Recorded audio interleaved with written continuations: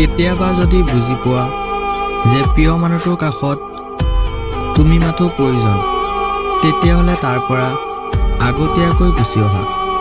কাৰণ বেছি গভীৰত গৈ বেছি কষ্ট পোৱাৰ পৰা কম কষ্ট লৈ আগতেই গুচি অহা ভাল।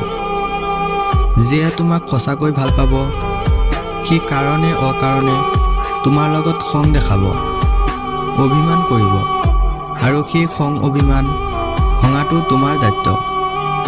যিয়ে তোমাক নীৰৱে ভাল পায়, সি হয়তো তোমাৰ ফ্ৰেণ্ড লিষ্টত নাই, হয়তো কোনো পোষ্টত সি কমেণ্ট নকৰে, কিন্তু সি তোমাৰ প্ৰতিটো পোষ্টৰ কমেণ্টটো ঠিকেই পঢ়ে। ভাল পোৱা অদ্ভুত এক বস্তু, যাক কোনোদিন দেখা নাই, তাৰ বিষয়ে একো নাজানো, তাৰ বাবে মনৰ মাজত কষ্ট হয়, তাৰ বাবে চকু বৈ পানী পৰে। কাৰোবাক ভাল পাই হয়তো মানুহে ভুল নকৰে, মাথো মানুহটো এইটো শিক্ষা পায় যে কাৰোবাক ভাল পালে কষ্ট পাব লাগিব। ভাল পোৱা মানুহটোৰ ওপৰত যদি আপোনাৰ খং হয়, তেতিয়াও আপুনি তাক একো ক'ব নোৱাৰে, কাৰণ ভাল পোৱাৰ কাষত সকলো বস্তুৱে হাৰ মানি যায়। পৃথিৱীত এনেকুৱা কিছুমান মানুহ আছে যিবোৰে ডাঙৰ ডাঙৰ কথা কয়, মাথো সিহঁতৰ দুখ আৰু দুৰ্বলতাবোৰ ঢাকি ৰাখিবৰ বাবে।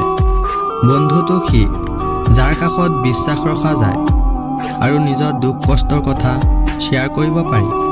চকুৰ পানী যেনেকৈ মুচি পেলোৱা যায়, তেনেকৈ যদি মনৰ পৰা স্মৃতিবোৰো যদি মুচি পেলোৱা গ'লহেঁতেন, তেতিয়াহ'লে কোনোবাই আৰু গোপনত কষ্ট নেপালে হয়।